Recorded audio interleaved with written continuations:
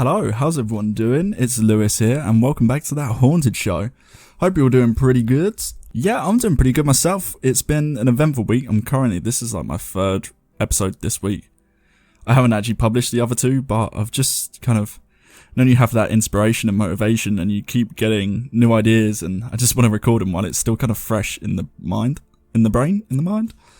But yeah, basically, this episode is a phenomena. I was actually talking to someone on Instagram about the whole kind of black-eyed children phenomena. And yeah, it turns out I really don't know that much about it. Everyone seems to be aware of it, yet no one really knows what it's actually about. And it seems to vary quite a lot. Like, there's no kind of set guidelines, and definitely it's an odd one. Yeah, it really is. It's quite scary. I mean, nothing's worse than having nothing's worse than having a child turn up on your door. Don't take that the wrong way.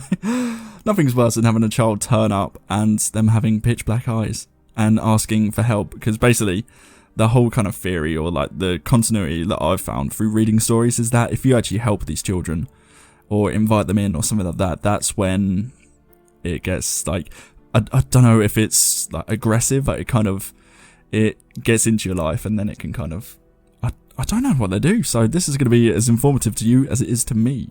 So our new distributor is all working. We're up on every platform again, because there was a bit of a lull there for a while where it kind of, in the process of changing over and stuff like that, it hadn't quite changed over everything. And there was a few sites where you couldn't actually listen to the show on, but yeah, now we're back on everything, all the usual places. I think I listed about last episode, so if it's easier, just click the link in the Instagram bio and it will take you to them all straight away. Or you can just go to thathauntedshow.buzzsprout.com and it will take you straight to our website. And on that website, we've got embedded players on the site itself, so you can listen to them on there, or it's got links to every major platform. So yeah, it's all going good. And also, we've got links to the Facebook, the Twitter, the Instagram, and all that. And like I mentioned on the previous episode, we also have a new donation tab. So if you'd like to support us and help out the show, like I've said before, this is just a hobby for me. And I am doing this around work, so I want to try and get as many episodes as we can out, but of course, working and my job, like, I don't have set hours, so sometimes I get away with it and can finish a bit earlier and get some good quality content out there. Other times I've got to work a bit later, so I make sure there's at least a episode a week. Kind of why I'm doing 3 right now, because I know it's a bit of a busy week coming up, and I thought I'd just make the most of it and might make next week a little bit easier. Well, hopefully anyway. Like I said, if you want to donate, it is on Cash App. It's the # and That Haunted Show. I don't know how to use Cash App, but you guys probably know better than me. And also, in terms of socials and stuff like that, we have now got a Discord. Now, I'm kind of fairly new to Discord. I used to just use it for voice chats when I was gaming. But yeah, it is That Haunted Show, all one word, and then #6842. Now, if it gets popular and people would like to talk on the Discord, I'd probably open my own little server or something like that on there. So if you guys want that, let me know, because that'll be great. And yes, I don't know when this episode's going to go out or the previous one. I haven't decided what I'm going to do yet. But it looks like the Mothman won this week's poll, so that episode will probably be going out probably before this one. Maybe. I don't know. Look, I'm unorganised, guys. Alright, don't judge me. So yeah, it's going pretty good. I'm excited. Everything is going smooth.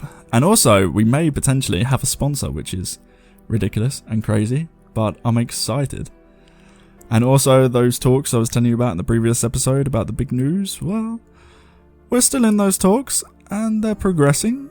I am very excited, and you should be too, because it's going to be amazing. Like, I don't want to blow my own horn or anything like that, but I am super hyped. Like, it's going to be sick. Yeah, anyway, let's start this episode. So today we're going to be looking at the black-eyed children. So I've pulled up a couple of stories online, and let's kind of go through some witness portfolios, first-hand experiences, whatever you want to call them. Let's go have a look right now. So this one is by Lydia Joy 10. It's coming out of Michigan in the States, so here we go. I have to be honest, but I am a bit embarrassed about sharing this story. But it has been a few months since I had this eerie encounter, and that image of that face is still frozen in my mind, accompanied by so many unanswered questions. Now, long before I had ever heard of black-eyed kids, due to research online, finding many stories on them, I in fact had an encounter with one I'll never forget, and it's still very vivid in my mind. I was sitting in my car at a shopping centre parking lot, checking my bank account on the mobile. I happened to look at the car next to me and noticed a child between 12 or 13 looking straight back at me. I smiled and looked away. Then something registered in my mind that kid didn't really look right. I looked back and the creepy kid was still looking at me, staring actually, with what I can only be described as a sinister smile on his face. It felt like he was looking right through me. I stared right back, trying to make the rude boy look away, and that's when I noticed that his eyes were completely black with no sliver of white. Like hollow looking familiar eyes similar to doll's eyes. His face seemed frozen in that creepy stare, and he never blinked. I began to have an overwhelming and what seemed to be an irrational fear of this child. My heart was racing and I was literally afraid for my life. I slowly reached up and locked the car door, completely aware that he was still staring at me, almost mocking me, enjoying my fear. He could see it. I was so disturbed by him that I had decided to move to another further away parking spot in hopes that the boy was not watching and would think I actually just left altogether. As I watched from the distance, I noticed two young females in their mid-20s approach the car, talking and laughing amongst themselves as they opened the doors and entered the car. Strangely, neither of them seemed to act as if anybody else was occupying the car, not acknowledging this creepy child in the back I've seen only moments earlier. Then all of a sudden, as they backed out and began to drive off, the back seat in the rear window popped up, this little head with that black-eyed child's face staring directly at me, as he knew I was still there and he had still been watching me. He watched me until they were completely out of that parking lot and could not see me anymore. Thankfully, I could not see him. I shiver every time I think about it. Curious to know, I did some online research to see if there was some eye condition that caused the eye to be completely black and not due to dilation. I happened across a site that described exactly what I saw. I just hope that I don't see one again. Yeah, you probably don't want to see one again. That was quite creepy. Jesus. The whole kind of black-eyed children phenomena really is something else. Like a child, right? A child's spirit is something you really don't want. Like, it's really quite sad in a way. Like, you think of spirits and stuff like that, you kind of generally think of adults, right? Or elderly, even. It's not something you kind of associate a child with being, is a spirit.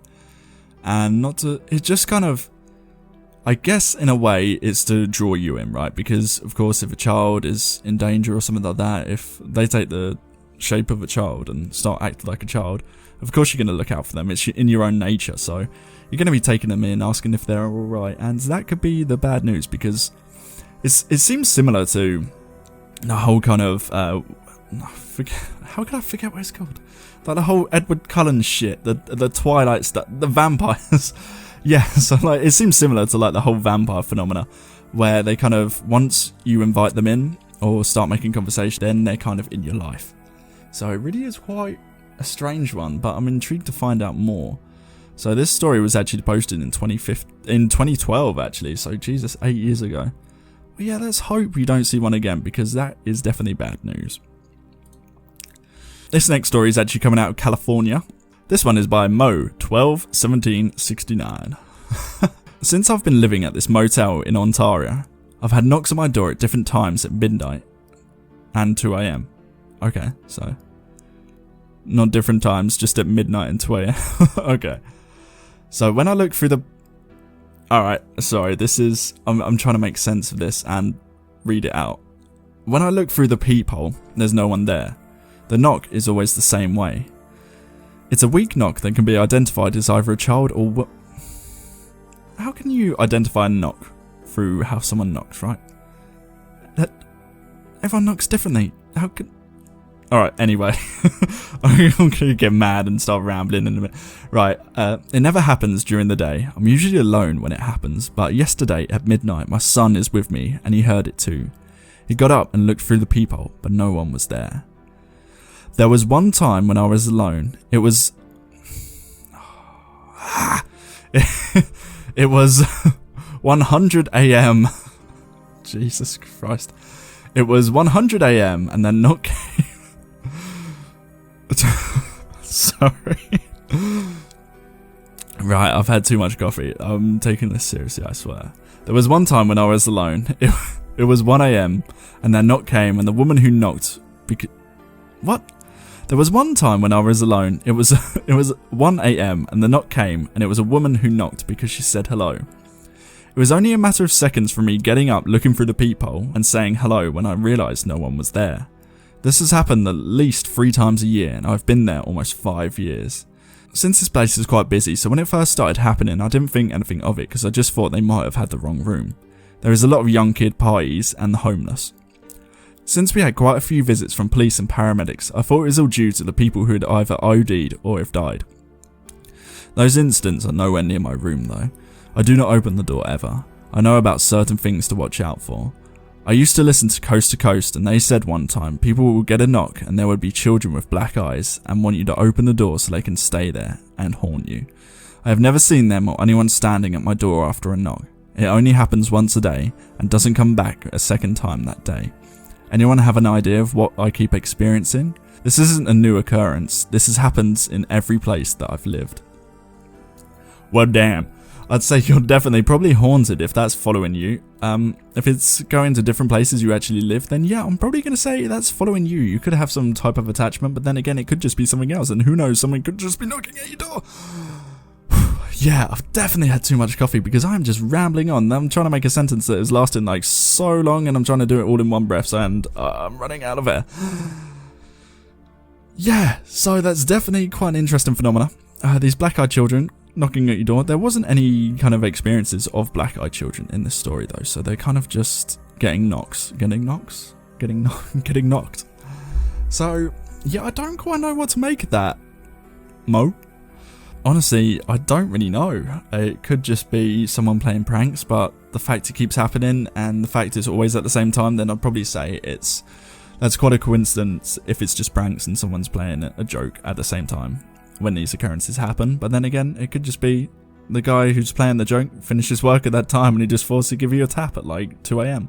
just because he's a dick. But then again, I could be wrong. It could be spirits, and if it's followed you, it's probably an attachment. So yeah, I'd probably watch out for that. Go get yourself cleansed, like drink some holy water, say some prayers. But no, in all seriousness, I don't know. I'd love to help you out. Honestly, I've got no idea. Let's have a look at the comments. Okay. Yes, so some of those comments I probably I'm not going to read out.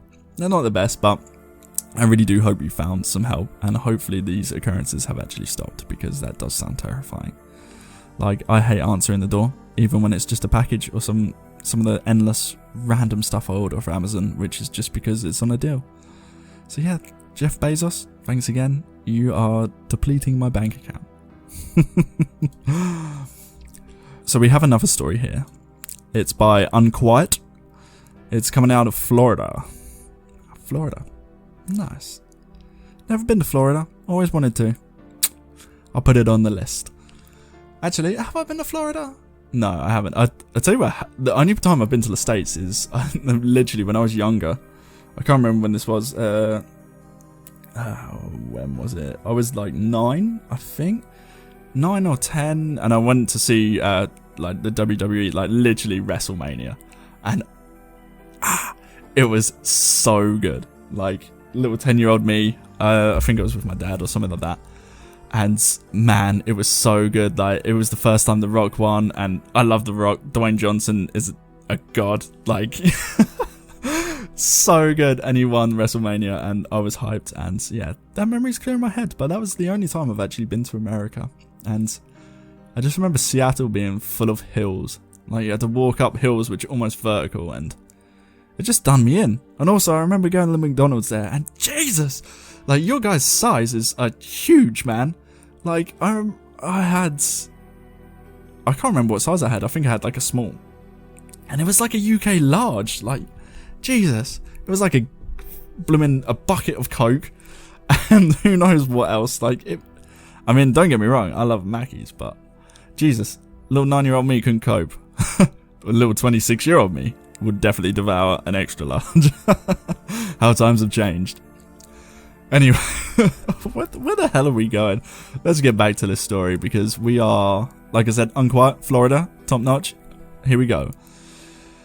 A few years ago, my family and I travelled to a small beach town on the east coast of Florida for a quick overnight stay. My 14-year-old daughter was volunteering to help with the event, so my husband and myself and my son went along. While searching the internet for a hotel close to the venue, I was intrigued by a charming old motor lodge style motel that appeared newly renovated. It was situated on a historical highway, A1A, and built very close to the edge of a 2-lane road. On the other side of the highway was the vast expanse of quiet beach on the Atlantic Ocean. You could step out of your motel room door, cross the quaint highway, pass through a small patch of dune and be on the beach. The website images of the motel depicted a trendy little establishment. It was not fancy, but it appeared clean and appealed to my sense of nostalgia. Upon check-in in the evening of our arrival, we were amused to discover that the renovation consisted of spray painting everything white.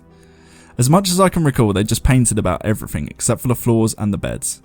In the bathroom, they even painted the 50s style tub, sink, faucet, electrical outlets, shower head, toilet, all the window moulding, window frames, etc. It was surreal yet quite amusing. We laughed about it and went to dinner. We didn't want to stay out late or nor consumed anything alcoholic as we would have a long hot day in the sun the next day. Back at the room we prepared for bed. My daughter and I shared the double bed and my husband and son shared a double right next to us. We all went to sleep quickly and slept soundly for the night. At dawn I awoke to the sensation of something small and slight jumping on the foot of the bed.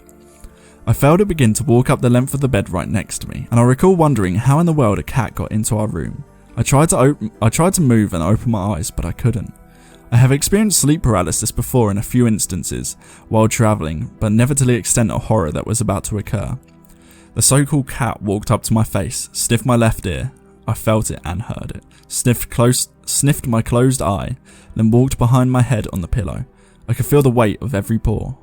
I then felt it walk over to my sleeping daughter and then jump to the floor. The next I remember is standing at the foot of the bed in front of a woman who was dripping wet. Her hair was long and hanging in a damp manner on either side of her face. Her clothing was saturated as well. She was pleading softly, "Help me," and quietly sobbing. I kept asking how could I help. We continued this exchange for some time. She gradually became more frantic. "Help me." Did you like my voice? I thought it was quite good. "Help me." Jesus.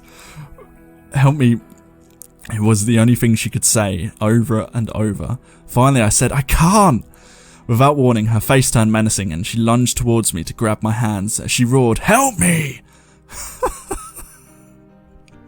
She now sounds like what's his name, like Macho Man Randy Savage or whatever. It's like, "Help me, yeah!" I screamed and jumped back to avoid her grasp and then woke up in my bed. I checked on my daughter and she was still asleep with the rest of the family. That was the most vivid and realistic sleep paralysis I had ever had. Among the few instances prior to this, I would just wake up and be unable to move. Never had I felt a cat or seen or communicated with anything. If I were an imaginative sort, which I am, I would think that maybe this woman drowned in the ocean that was a mere few feet from the hotel. She needed some help and I couldn't help her. I was glad to check out the next morning. Yeah, I don't blame you. Get the hell out of there because that sounded terrifying. Like, alright, I have this irrational fear of, I think I've mentioned this, like the Ring. Basically, any girl with hair over their face, I shit myself. It's just some irrational fear. Like, I kind of got taunted by it when I was a kid watching it really young. It freaks me out. Like, even today, I just can't deal with it. So yeah, and actually to have that thing kind of like lunge at you over the bed, that would freak me the hell out. I would be noping the hell out of there. I'll be waking the family up. I'd be like, "We're leaving, come on." But yeah, that is definitely scary, creepy. I guess creepy is a new word. I'm copyrighting it. Don't ever use it. It's mine. But yeah, it's definitely a weird one. I don't quite know what to say. Like you said, you've experienced sleep paralysis before, but this definitely sounds different because you've actually kind of communicated with it, and in a weird way that you could have definitely seen something. You could have been awake. I'm not quite sure what to say. Although in saying that, the whole kind of feeling something and you couldn't move, like the whole cat thing, that sounds more in line with the sleep paralysis. But yeah, the woman, I'm not quite sure, because usually the whole communication and all that, it's a weird one. And of course then you snap out of sleep paralysis and then you're fine. But you kind of remember it, which is quite weird, quite unusual. But interesting story nevertheless. So this one, we are now in Iowa. This is by Bearded Dragons. Earlier this week, my little brother, aged 5, was in his room talking to someone, so I went to see who he was talking to. There was no one there. When I looked, I asked him who he was talking to, and he said the little girl with black eyes. I was instantly freaked out. Nothing happened for a while after that, about a week, then we started hearing voices and footsteps. I would be sleeping with my blankets all wrapped up around me, and I would wake up with them folded neatly at the bottom of my bed. Now I have a bearded dragon, and when they feel scared or threatened, they would open their mouths and make a hissing noise. Ah, I love bearded dragons. At exactly 3:58, he would make the loudest hissing noise. I don't know if it's my lizard or something else. My sister got scared one night and crawled into bed with me. As she was getting into my bed, I woke up and couldn't fall back to sleep, so I turned on my TV. I also turned on my light to try and find the remote.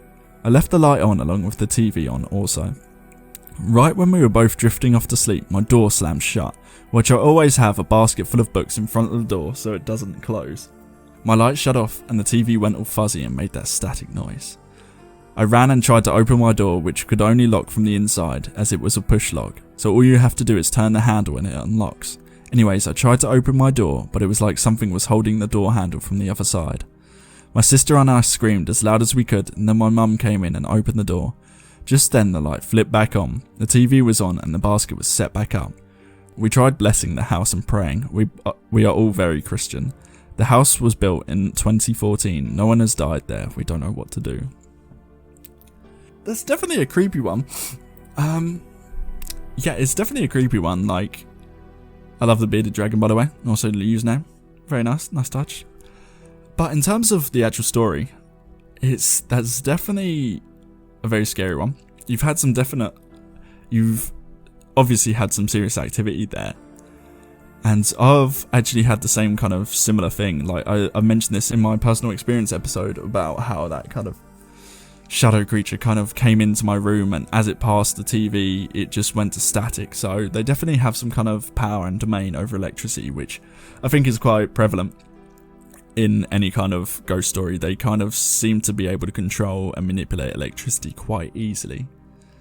Now, I see this a lot about, oh, the house was only built this many years ago or something like that, and it doesn't matter when the house was built. Usually, there is no science to this, and there could be a vast majority, endless list of things that can apply, and basically it could be something that possibly could be attached to you, your sister, your brother, an object you've brought into the house.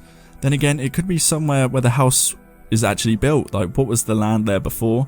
Could it have been? It could have even been some other house. So, who knows what had happened? It could. If it's 2014, to me that's a pretty new build. What, it's 6 years old, right? So I presume, unless it's a newly developed area, it could have been an old house, which could work in lines with a residual haunt. The static and stuff like that, the door kind of locking and not opening, but then everything being back to normal, and that, especially that basket being back there again. Like, were you not aware of that basket being there? Like, did you not notice it if the door slammed shut, I guess? I don't know, it's a weird one that could be residual, but I don't want to say for sure. It's definitely an interesting phenomenon though. Like you guys said, you've definitely done the right thing. You've started praying and stuff like that, and you've tried blessing the house. And then that is the right thing to do. Like, if of course, like you said, you're very Christian, so do whatever your faith believes that is some kind of cleansing. And then what is it? You can burn sage. It's meant to be a very cleansing kind of smell. And herb? Is it a herb, sage? I don't really know. But definitely give that a go if nothing else is working. As far as I'm aware, sage is a very good cleanser. Now, I don't know anyone who's actually used this, but everywhere you kind of look online and forum, everyone seems to recommend sage, so I'd start there. And also, if anything, it's a nice smell and it's really good for you. It really, I think it like even decontaminates the air. So in the times of COVID, yeah, it's probably a good idea to start using it. But interesting story. What time are we on? Okay, we're not too bad. We probably could fit another one in. Maybe another 2. I might treat you. So this story is by Dan X68. Oh, it's in Denmark as well. Okay, nice. We're in Europe. I haven't had many stories from Europe. I have just joined and heard lots... Okay, so this is an introduction. I'll skip the intro. Here we go. I was standing behind a counter in a spiritual bookstore I worked in for 8 years some years ago. The counter faced the entrance to the store with a few steps leading up from street level. It was a rather busy time of the day, so we were the 3 clerks behind the counter. Suddenly I noticed a man coming up the stairs, casually dressed and walking normally, looking down in front of him. When he reached the top of the stairs, 8 feet from where I was standing, he lifted his face and looked at me. I stared into the blackest blackness in his eyes. I didn't just get the chills, my heart skipped a beat. I felt as if the air was knocked out of me and I turned my back to him, but in that same moment I was sure that he could just jump the counter and go for my throat, either with his hands or his teeth. So I ran out from behind the counter, right through the store and up into the back office where I stayed for a long time, until I was sure he had left. It was a really strong feeling. Now I'm positive I wouldn't be here today if I hadn't run away. I don't know why, but that man, or whatever he was out to get me. Luckily, I haven't encountered any other black-eyed beings since then. Having read through some of the stories here, I can see that it's common that it's kids that are described to have black eyes, but this was a fully grown man. He didn't get to talk to me, but those feelings described by those who have seen the kids are pretty much the same as mine. It's an interesting one. Like you said, it's usually children who have the kind of black eyes, and the whole kind of black eyed kids phenomena is just such a big thing in itself. But to actually have a person, you're a grown adult, and to have that kind of fear and feeling where you literally ran away through just intense fear, now that says to me that's something definitely wrong there. Now, don't get me wrong, I love being scared, but to actually come face to face with something like that, there is fear. And then there's true fear, right? This is just a theory I have. A theory. Fear. Oh. Jesus, I need to shut up. Like I was saying, there definitely could be 2 types of fear, right? The general kind of fear you get from horror movies, or something makes you jump and you're like, oh. And then true fear is that you feel it deep inside you, like it just resonates through your whole body and you feel like this is it, this is the end. Or it could not even be a near-death experience or something like that. You could be like, this is literally, I can't move, I'm shaking, something like that. It's, yeah, real fear or true fear, whatever you want to call it, is petrifying. It immobilizes you, it just resonates on a completely different level. And yeah, it's horrifying. So to have something that actually happens that cause you to feel this way from just a man coming into a store, then I'd say it's definitely something is there. And then again, it's like looking into the blackness of their eyes. Is it almost like a portal, or I don't quite know where I'm going with this, but it's obviously something about the blackness of their eyes, like kind of hinting and shooting off this really negative energy.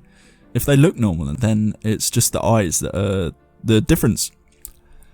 So it could potentially be something there, but even so, that's literally sounds horrifying, and I hope you never experience anything like that again. Where are we?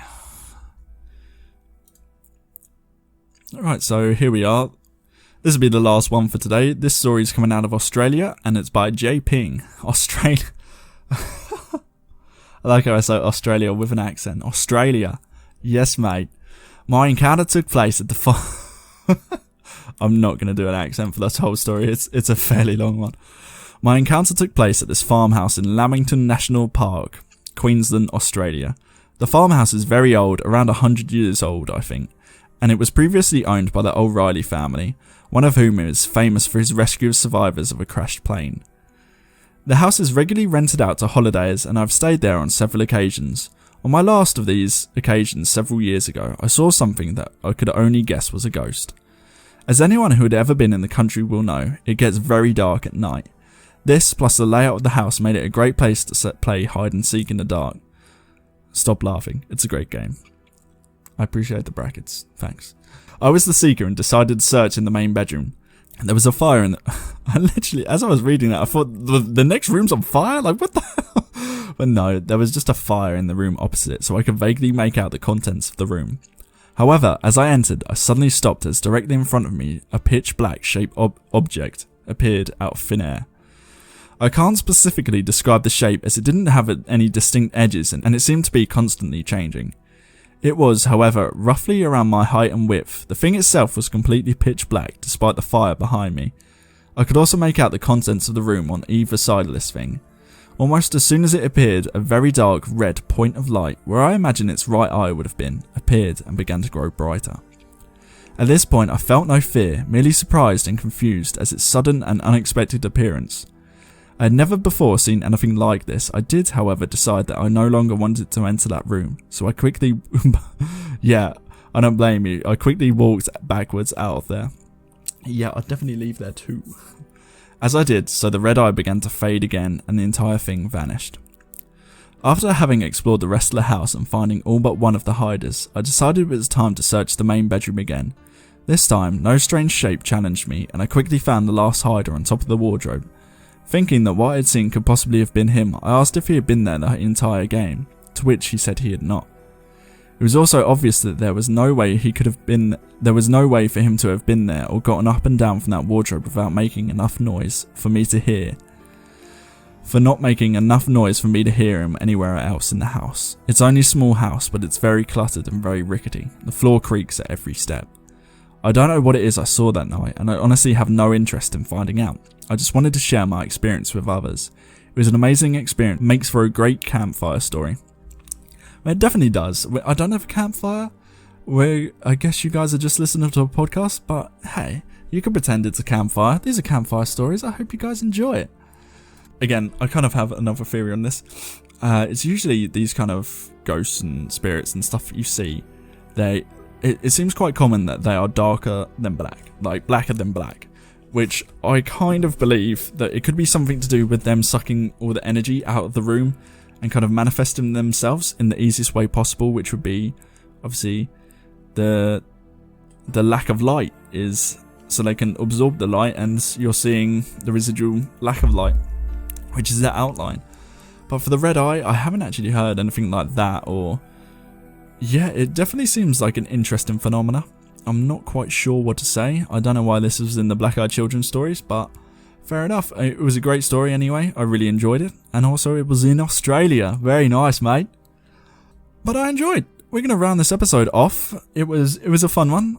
Get some nice little stories. Black Eyed Children, definitely creepy as hell. And if you come across one, don't invite them in, because who knows what will happen. They might come after you. They might haunt you. They might kill you. Who really knows? Black Eyed Children, they're definitely something to watch out for. They kind of tug on your heartstrings, this kind of lonely, lost child asking for help or something like that, and then you let your guard down to obviously protect a child, and that's when they come in, and that's when shit gets real. I'd probably avoid it. I'd probably avoid any kind of Black Eyed Children, and the woman who's getting on the knocks at night, just don't open the door. I definitely would just ignore it. Actually, no, you can't move away. It follows you. Maybe get in touch with some kind of spiritual expert. See if you have an attachment. I don't know why that randomly just popped into my head.